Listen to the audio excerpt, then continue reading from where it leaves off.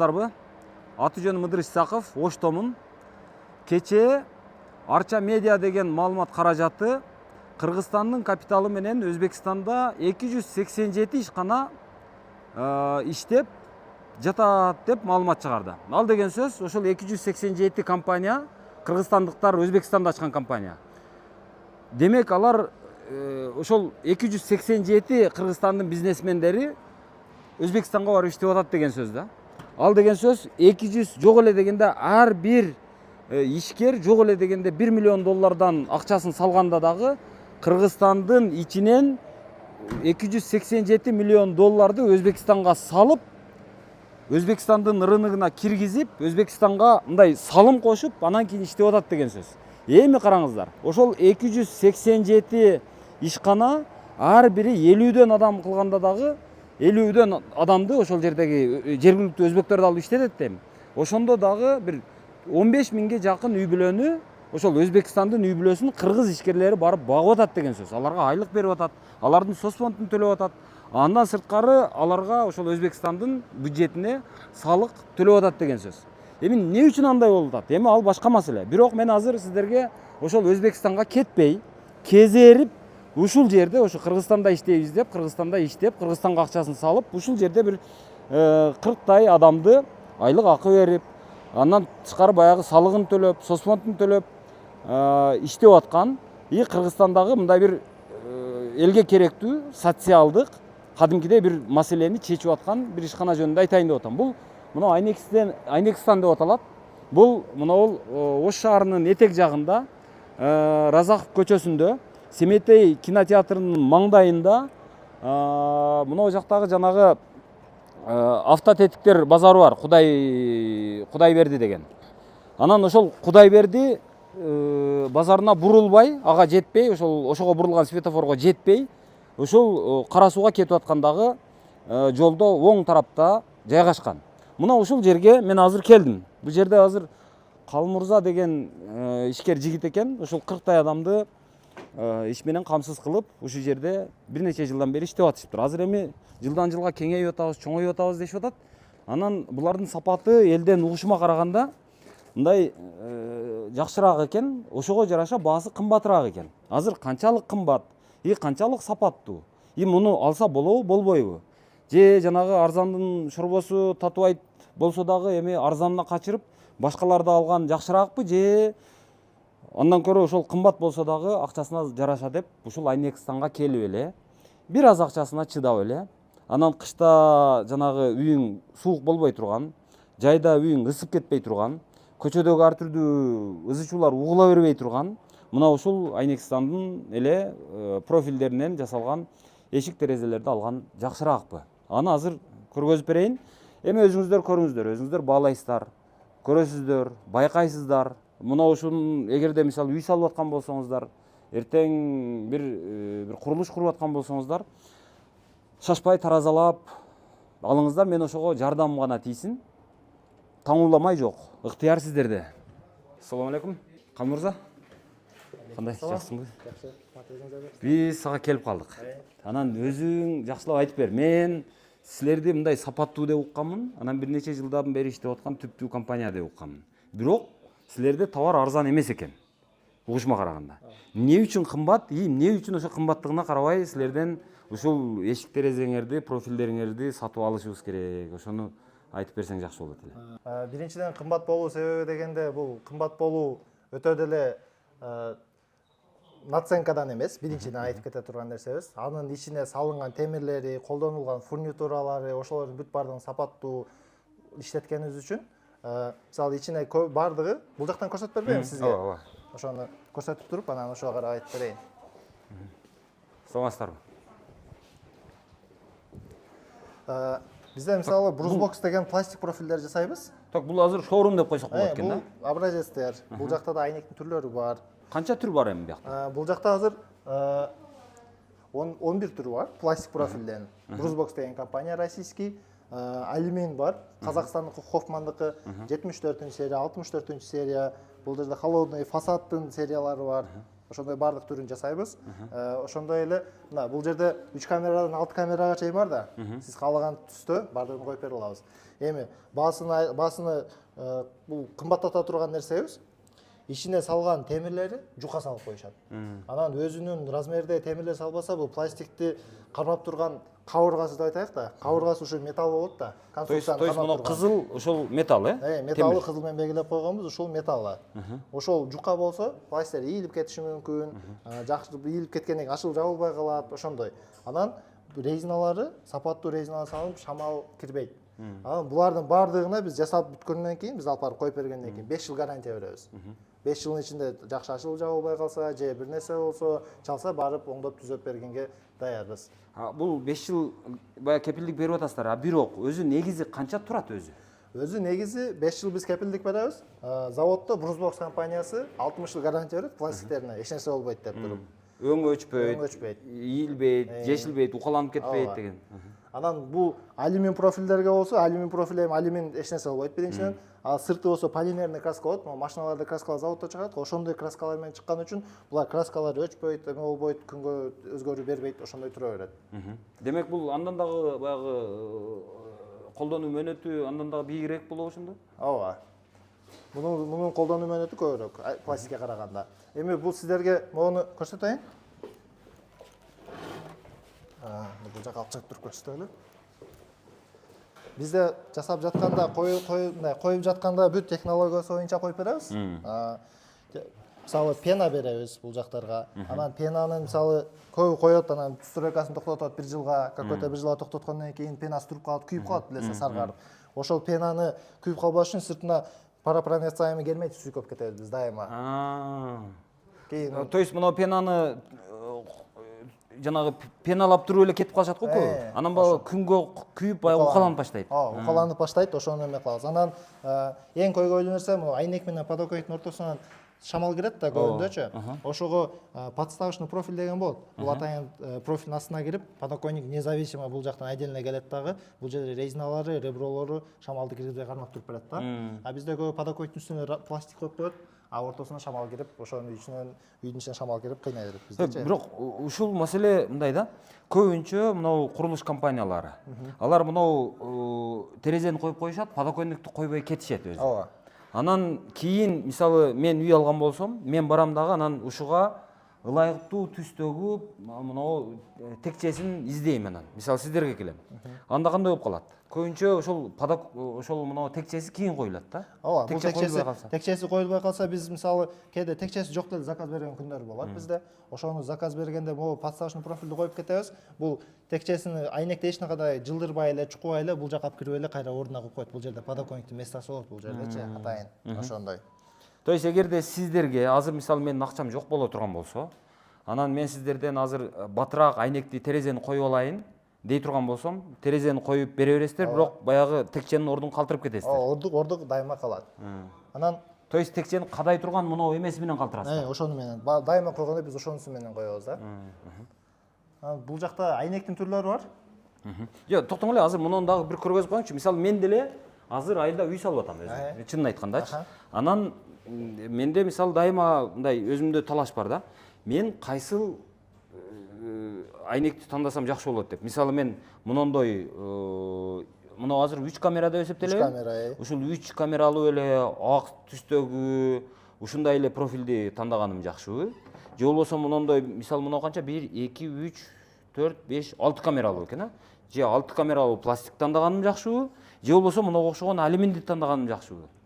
Деп ойлоном да, мисалы ошого мисалы акчага жараша, же үйдүн курулушуна жараша, мисалы 1 кабаттуу үй, же 2 кабаттуу үй, тоодогу үй, шаардагы үй, айылдагы үй, ошого жараша мисалы өзүңүз мындай кимисин, кайсыга кимисин сунуштайт элеңиз, ошону айтып берсеңиз. Биринчиден пластиктерди өзүнүн коюла турган эң чоң размерлери бар. Андан чоң размерлерге койгонго рекомендация берилбейт, сунуш берилбейт. Себеби алар ийилип кетиши мүмкүн, өтө чоң болсо кыймылдап калышы мүмкүн. Ошол үчүн мисалы бийиктиги 2 метрден чоң конструкцияларга пластик айнек коюу сунушталбайт.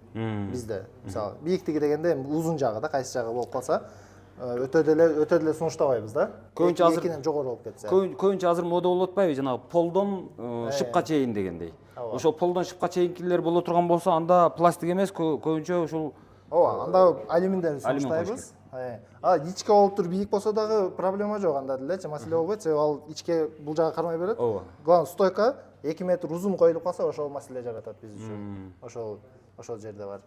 То есть анда ошол пластик коюш керекпи же алюмин коюш керекпи деп тандап аткан учурда ошол чоңдугун баягы аянтын эске алыш керек экен да. Аянт чоң болсо калдыңдап калат. Ооба, ветровая нагрузка деген расчеттор болот. Эми бүт нагрузкалар эсептеп, мисалы акчасына жараша болот булар. 3 камерадан 6 камерага чейин жылган сайын баасы арзандап кымбаттайт да, мисалы 3 камера арзаныраак, 6 камера кымбатыраак. Канчалык камера көп болсо, ошончо жылуураак болот. Анан алюминдер бул пластиктерден да бир аз кымбатыраак жүрөт. Уже клиенттин бюджетине карап, ошого сунуш берип, муну коелу деп туура чечим кабыл алганга жардам беребиз биз. Мисалы сиздерде айтышат да, мына базар баасына караганда, мисалы башка силерге баягы атаандаш фирмалар бар да, ошолорго караганда бир аз кымбатыраак деп. Бирок сапаты ошого жараша дейт. Азыр мен сапатын көрүп атам, туура мен ынандым. А бирок баягы кымбат болгондо канча пайызга кымбатыраак? Кымбат болгондо көбүнчө эле 10% эле райынса бериши мүмкүн, андан көп деле бергенин көрбөдүк да негизи. 10%, мисалы 1 квадрат метрине $70 болсо бизде $75 чыгат кээде. Бирок биз ошол эле мисалы $10 айынса болсо деле, ошонун мисалы темирине, фурнитурасынын кымбаттарына, мисалы ручкалардын мондай кымбаттарын иштетебиз да. Мунда кымбаттары иштетилгөнчө турецкий ручкаларды. Ошого бул баалары бир аз кымбатыраак чыгып келет. Анан бул эми пластикте мисалы ушул проемду көрсөк, 80% айнектен турат азыр. 80% айнек турган үчүн бул айнектин да түрлөрү бар. Силерге айнектин түрлөрүн көрсөтөйүн эми. Мисалы айнектин бул жерде азыр 24 түрү бар. 24 түрү ар кандай түстө, функциялары ар кандай, тонировка, простой, ичи көрүнбөй турган эмелер болот. Бирок калыңдыгы бардыгы бирдей элеби булар? Калыңдыгы 4-лүк, 6-лык болот. Ал дагы ошо айнектин проемунун чоңдугуна жараша болуп туруп, анда сунуштап, муну коелу деп сунуш беребиз. Бирок көбүнчө 4 мм айнек коюлат. Основной. Анан азыр мультифункциональный стекло деп жаңылык катары ошол келип атат.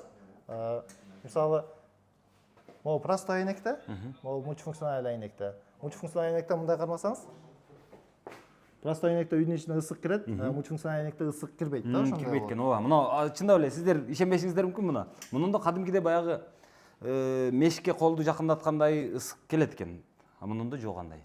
То есть ал деген сөз ысык суукту үйгө киргизбейт деген сөз да? Ооба, ысыкты киргизбейт. Ошондой эле бул ысык чыкпай атканы, үй ичинде калып кетип атканы да, үйдүн ичиндеги жылуулукту эшикке чыгарып жибербейт. Үй жылуу болот, жайында салкын болот. А бирок бул ошол эле учурда жанагы мен күндүн эсебинен, мисалы, чоң терезе коюп күндүн эсебинен үйдү ысытам деген оюм болсо, анда кандай болуп калат? Ал боюнча болсо эми бул 100% эле киргизбей койбойт. Мисалы, бул жерде да жазылып турат, мисалы, 78%ке чейин кармап бере алат ысыктычы. 22% ысык кире берет, ысык чыга берет, потеря бар болот да, ошонун эсебинен кирет булар эле. Ошондой. То есть азыр могу фурнитураларыңыз көрсөтпөйсүзбү? Азыр мына мисалы эмне үчүн, мисалы кайсыны эмне үчүн колдоносуздар? Бул жерде мисалы эшиктин ручкалары бар. Түрлөрү менен була да түстөрүнө жараша профиль тандаганда, бул жерде оконный ручканын түрлөрү бар. Бул жерде ошондой. То есть сиздерде мисалы мен көбүнчө байкайм, ушуга окшогон эшиктерди эми мен көрүп жүрөм да эми буга чейин деле. Мисалы мен өзүм үйүмдөгү кухнянын эшиги ашкананыкы. Ал бир жолу мындай окуя болду. Ичине кирип мен жапканмын, кайра чыга албай калдым. Кийин ошол нерсе көп жолу кайталанды да. Ошондой болбойбу мунулардын канчалык керектик? Биз Dormakaba деген фирма менен иштейбиз ручкаларда. Dormakaba, Windoform, Турция, анан мисалы Испаниянын Stack деген фурнитуралары менен иштейбиз. Бардыгы өзүбүзгө ишеничтүү, кымбат булар бардыгы. Мисалы, могу ручка эле уже 780 сом турат мисалы. Булардын граммдары канчалык мындай? Граммдары где-то 400 грамм, 500 грамм тегере чат. Канчалык баягы граммы көбүрөөк боло турган болсо ошончолук ишенимдүүрөөк болобу? Эми анысы ичиде механизмден зависит этет. Бул сыртына корпусту орлотуп коюшта маселе жок. Главное, могу ичинде механизм иштештери, замоктордун эмелери. Кичине нерсе болбойт, чоң нерсени ойлоп коет да, бирок ошондой. Анан бул эменин дагы баягы жасалуу технологиясы дагы башкача болгон үчүн аныкы. Аларда дагы мисалы чоң станоктор иштетебиз. Азыр бул жакка кирип сизге көрсөтөлү биз аларда. Азыр могу фурнитураларды толук көрсөтүп берсеңиз жакшы болот. Мисалы муноусу көп бузулат экен. Бул замоктор. Замоктор ушул эң көп бузулган замогу бузулат өзү негизи эшиктерде. Бул Биз Dormakaba деген фирманыкын коебуз. Дайым эле. Dormakaba деген фирманыкы, аныкы жумшак ачылып, бузулганын биз мисалы өтө сейрек болот. Bir жылда мисалы биз 300 үй бүтүрөбүз да боюнча. Мисалы 5 жылдан бери иштеп ката 300дөн уже 1,5 миң үй бүтүрдүк буюрса. Ошо 1,5 миңдин баарына коебуз. Чалса жылда 1 же 2 звонок болушу мүмкүн, бирок ал деле боло элек да пока. Ошондой иштеп атабыз. Анан ушунун баягы ролик сыяктуусу бар экен го, ошону койгон жакшыбы же ушуну койгон жакшыбы? Эми ал назначениясына жараша, мисалы жөнөкөй мондой ручка койсоңуз. Мисалы өзүңүздөргө койгон. Бул ручка язычковый болот. Бул басып туруп ачыш керек болот. Узун ручка койсоңуз, анда роликовый коюш керек болот. Аны жөнүндө түртүп ачып бермек калган. Ошол максатка караша болот. Так, азыр какты Анда цехти көрсөтө аласыздар биринчи. Цехтин ичинде биякта мисалы айнек кесилген эмелер болот. Бул жакта мисалы стеклоос кесилет. Атайын станокто. Бул станок итальянский Bottaro деген фирмадан алып келгенбиз. Так, автоматикалык резко станогу ушул. Бул өзү листти жаткызып алат, бул эмебиз. Бул болсо кесет, бул болсо кесилгенди сындырып алат. Бул мисалы азыр кесилип чыкты да, булчу ошону сындырып туруп сразу алышат. Бул станок уже кесип аткан учур азыр. Айнекти ушинтип кесет. Бул жакта ушинтип сындырып чыгарып алышат. Айнекти өзү листти жаткызып, атайын робот менен жаткызат дагы, бул жака айнек келип түшөт. Ушундай бат иштейби бул? Ооба. Бул жакта болсо стеклолор жуулат. Бул жакта эмне болуп атат күрүндү? Бул жакта айнекти жуабыз. Эки айнектин ортосунда стекло пакет кылып жасалганда кирлер калып калбаш үчүн ушундай чоң станокто жуулуп, ошондой болуп чыгат. Анан ичи вакуум болобу же ооба болобу? Ал жерге порошок салынат, ошо нун влаганы бардыгын тартып алгангача. Анан бул жакта болсо бул эки айнек алюминий менен жабышылып вакуум ортосунда воздушный пространство болот, вакуум болбош үчүн, влага калбаш үчүн. Бул жакта болсо азыр герметиктешет азыр. Бул жакта болсо станок менен герметиктеп эмелеп берет азыр. Мына герметик куйшат. Бул азыр герметик куйшат, азыр герметик кылган процессин көрөбүз азыр. Жөнөкөй кыргыздын үйү дейли. Эми бир кабаттуу, 4 бөлмөлүү, 3 бөлмөлүү дейли. Көбүнчө 3 бөлмөлүү болот, ошол 10го 10 деп койгондо. Ошондо эми канча айнек болот эми? Бир 4 эмесине 4, 5, 6, 7 айнек болот экен да эми.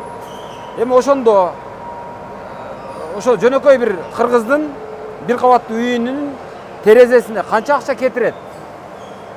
Орточо бир кабаттуу үйгө 100 миңден 180 миңге чейин акча кетиришет өзүнө. Эки кабаттуу үйлөргө болсо 300 миңден 400 миңге чейин акча кетиришет да.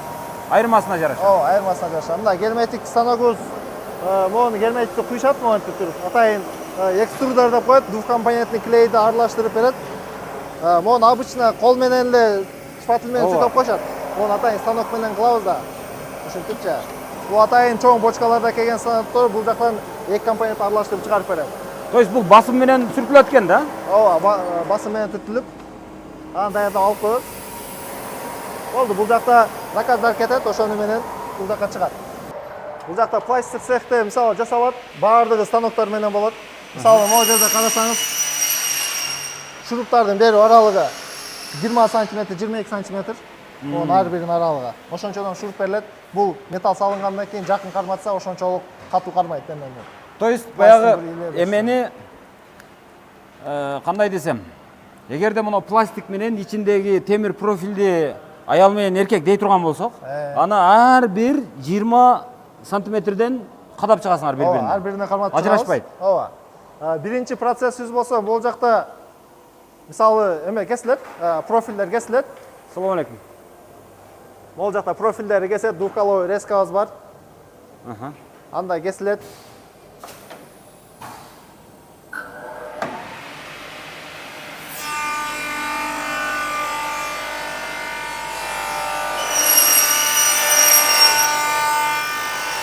Двухколовый резкабыз кесилгенден кийин ал жактан темири да станокто кесилип келет, атайынчы ичинен салып туруп, атайын автоматический шуруповерт станогубуз бар. Onu мисалы шурупту өзү шаблону менен аралыгын бирдей кылып дайыма уруп берет. Шуруптарды уруу процесси ушинтип эле болуп калат. То есть мында жанагы кол менен катырып, анан бирөөсү кыйшык катып, бирөөсү бир жантагыраак кетип калып деген маселе болбойт. Человеческий фактор деген болуп калат да. Мисалы кээ бир адам катырат, анан чарчайт, өткөзүп кетет. А бул станокто андай нерсе жок койсо да. Андан кийин бул жакта профилдер кесилип чыгат, чекелери бул атайын станок менен алынат, баягы бири-бирине келиш үчүн.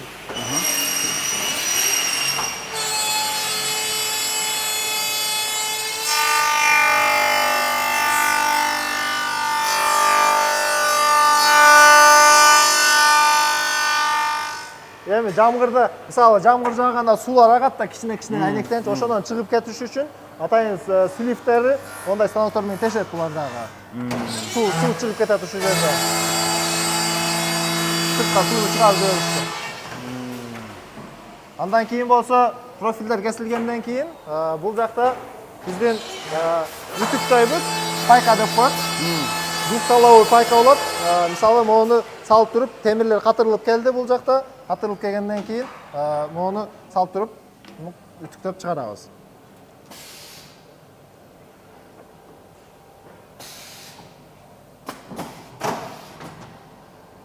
Мына ортодон түшкөнү азыр үтүгү экен да? Үтүгү ысытат, андан кийин жабыштырып берет. Бул атайын станок давление менен катуу кылып, бири-бирине станоктун катуу атмосфера менен жабыштырганда эригени жакшы жабыштырат. То есть баягы кол менен жасалбаган үчүн, бул автоматташтырылган үчүн бардыгына бирдей давление берилет. Ооба. И бирдей күч менен, Ооба. бирдей жанагы тегиздикте бирдей катырылат.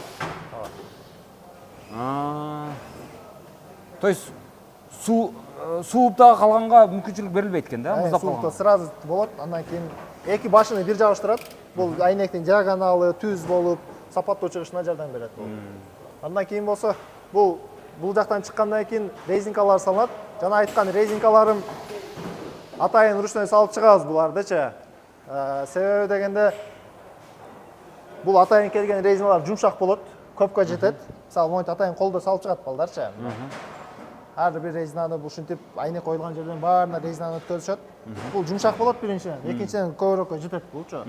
Анан шамал кирип, башка проблемалар болушуна алдын алабыз ушул менен. Мына жана подоконниктин орду. Подоконниктин орду ушул бойдон, мисалы подоконник коюлбай калса ушинтип, могу жерге кап келип коюп коебуз каалаган убакытта. Подоконникти кийин деле кое берет. Ооба, кийин деле То есть бул подоконниктин калуу экен да? калуу. Анан бул жакта фурнитуралары коюлат, кийин штативтери кесилип чыгып кетет. Эми силерде алюмин жасай турганды көрсөтөйүн. Бул жакта алюминдерди жасайбыз.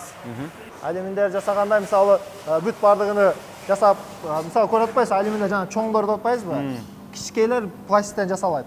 Чоңдор көбүнчө алюминден жасайбыз да, монда чоң-чоң же, мисалы мону бийиктиги 3 метр. 3 метрлик, 2,5 метрликтерди алюмин сунуш берип алюминден жасайбыз. Аныкы дагы кесилгенде атайын пресс станок менен урулат бурчтары. Катуу болот, аныкы дагы давление менен урулат.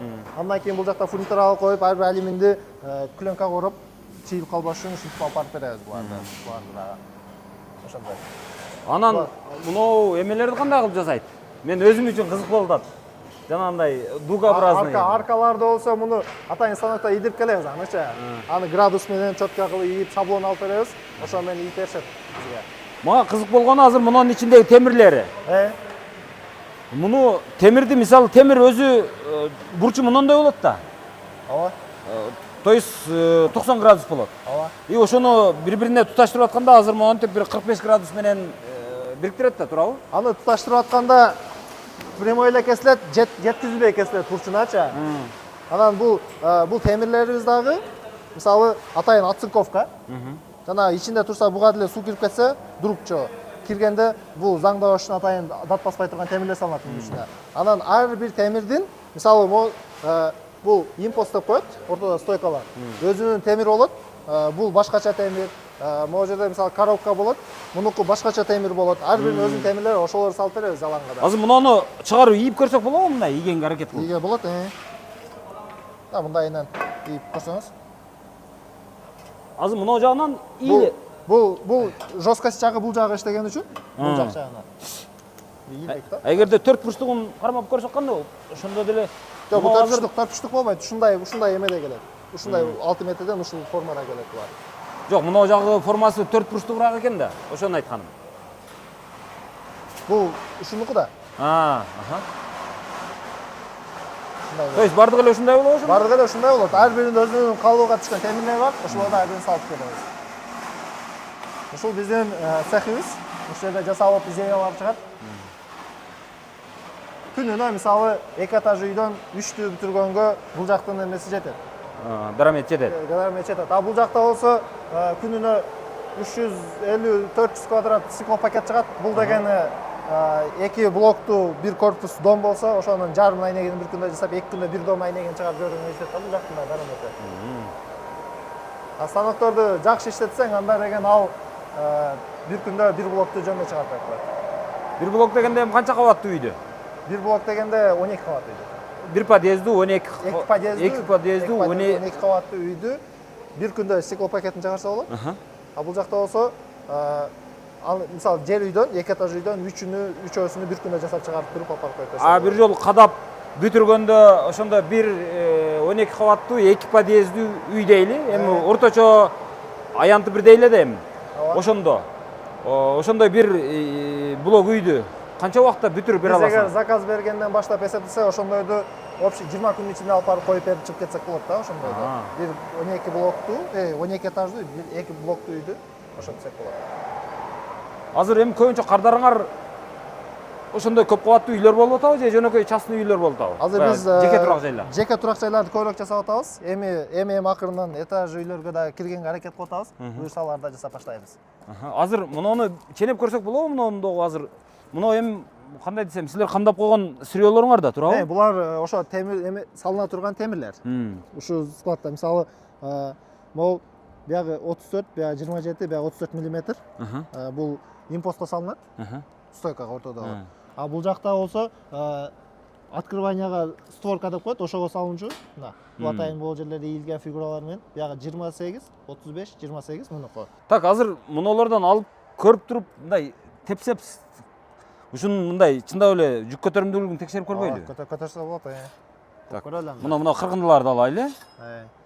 Мына экөө бир түрү окшойт же башка? Бул экөө бир түр, бул экөө бир экен, мунусун алсак болот экен. Ооба. Ушуну алып кайерге койсок? Мынага коюп көрөлү. Так. Мындай кылалы. Өзү негизи бул жүк көтөрүмдүүлүгү мына жагынан болот да, турабы? Бул мындайга туруштук берип турат, мындай кыйшайып кетпеш үчүн негизи. А бул болсо, бул да ушундайдан. Ушунун үстүнө түшкөн нагрузканы көтөрсө, бул пластин ичинде туруп берет деген сөз. Мына мен азыр 80 килограммдан ашыгыраакмын. Ошону мына. Ушун кармайт экен да. Мына. А мунасы деги эле кебелбейт экен. Бул баягы чоңураак терезелердики бул? Бул ачылмай барго, ошонуку. А бул чекесинде коробкасы дуалга бекилет да. А бул болсо ачылмай болсо, пустой жерде калганы үчүн бул калыңыраак болуш керек да буга. Атайын. Капталынан көрсөк кандай болот? Капталынан эле көрүңүз. Мунасын алып турайын. Мына. Булар бардыгы калың темирлер салынат, эч нерсе болбойт булар. Дээрлик мына турбайт экен да. Мына калың темирлер коюлат экен. Мен бирок мындай темир койгонду биринчи жолу көрүшүм. Мен буга чейин башка бир цехтен бир жолу алып көргөн элем мындай, жука эле мындай. Атын эле мына туника болуп калат бар го жанагы, мына сыяктуу. Калдыңдаган ушудан эле коюп койгондорун көргөм да. Ошон үчүн биздин баалар бир аз айырмаланып турат башкаларга карагандачы. Ушулардын эсебинен мисалы бул калыңы кымбатыраак турат, жукасы арзан турат. Монун жукасы мисалы бул 720 сом турса, жукалары 210 сом, 220 сом ушундай турат да. Ошончолук айырмасы болгон үчүн булар көп ойноп коет. Чындап эле калың экен, кадимкидей эле темир экен да булчу. Керек болсо бул баягы машинанын баягы лонжерондон эле бир аз эме экен да, бир аз жукараак. Лонжеронун темиринен турабы? Ушундай. Калмырза, азыр көрүп чыктык. Мен эми сендеги сапатка ынандым, ачыгын айтайын. Бирок ошол эле учурда, мисалы буга чейин эл аралап жүрөм дегендей, чайханада сүйлөшөбүз, баняда сүйлөшөбүз, биздеги жанагы оштогу эркектердин ушакташа турган жайы ошол жерде да. Эми ошол жердеги сөздөргө караганда мындай. Азыр кээ бир адамдар өздөрүнүн мурда үйлөрүнө койгон пластиктерди, алюмин, эшик терезелерди алмаштырып, бул баягы аба кирбейт экен, үйдүн ичи жыттанып кетет экен, жанагы өтө ысып кетип уктай албайт экенсиң, давление көтөрүлөт деп, ошон үчүн баягы илгеркиче эле кылалы деп баягы жыгачтан жасалган эшик терезелерди кайрадан коюп аткандар бар экен. Ошол мен ошол жагынан алганда азыр мен дагы деле мындай бир жыйынтыкка келе элекмин да. Мисалы мен сенин кардарыңмын. Мен эмне үчүн пластик же болбосо алюмин коюшум керек өзүм үйүмө? Эмне үчүн мен жыгач койбошум керек же жыгач койгонум жакшыбы? Биринчиден азыр шамал кириш боюнча айтып атпайсызбы? Шамал кирип туруш керек депчи. Ооба, үй желденип туруш керек деген. Желденип туруш керек. Азыркы заманбап технология боюнча вентиляция деген система чыккан да. Ошол менен, ошонун жардамы менен вытяжкаларды коюш керек ар бир үйгө, обратный клапан, притычный клапан, ошондойлор баарын коюш керек. Ошондо гана үйдүн ичиндеги шамал болуп, ичинде воздух айланып, ошонун ичинен үйдүн ичи мисалы азыр көгөрүп кетет пластик койсоңузчу, бизде вентиляция койбойт. Ошол вентиляцияны коюш керек, ошондо ичи терлебейт, жакшынаа болот. А эме боюнча койсо, плюстары пластиктен үй жылуу болот. Азыр эми баардыгы эле үйдү жылуулаганга аракет кылып атат да. То есть калың дубал кылып атабыз. Андан сырткары жана базальт менен сыртын жылуулап атабыз.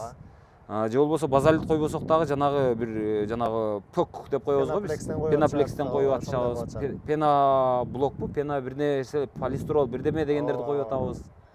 Эми үстүнө жанагы дагы стекловата коюп атабыз шыпка. Айнек эң мисалы дубалдын 40 сантиметр болуп плюс 10 сантиметр базальт коюшат да, 50 сантиметр болот дубалчы. Анан айнек болсо 6 сантиметр, 7 сантиметр, 7-4 ушундай болот да. Эң ничке жер. Андан кийин стеклоскел андан да ничкерет. Ошолорго көңүл бурбаса эң көп теплопотеря ошол жерден болот да. То есть айнектен болот. Айнектен болот эң көп потеря. Андан кийин андан шамал кирбейт. Экинчиден воздухта звукоизоляциясы жакшы болот. Ошолор нерселерден эми пластик койгону сизге сунуштайт элек өз негизи. То есть адамдын мурду менен суу ичпейт, мурду менен жел чыгат. Баягы эме кыласың, кулагың менен угасың, көзүң менен көрөсүң, оозуң менен тамактанасың, суу ичесиң деген сыяктуу нерсени айтып атасың да азыр, туурабы? То есть терезе болуш керек, ал жерден ысык суу өтпөш керек. Шамал бул ичиндеги аба алмашуу, үйдү желдетүү маселеси бул вентиляция менен өзүнчө болуш керек, өзүнчө каралыш керек. Ооба, ошондой болуш керек негизи. Ар бир нерсе өзүнүн кызматын кылыш керек да. Отопление коюп атабыз үйдү жылуулоо үчүн. Жылуулукту чыгарбаш үчүн утепление кылып атабыз. Айнекти да жакшысын коюш керек ошого жараша эле. Болду, түшүндүм. Мен ушу сенин кардарың өзүм болот окшойм мен да. Келе бересиз. Болду. Рахмат, ишиңерге ийгилик. Сизге да ийгилик.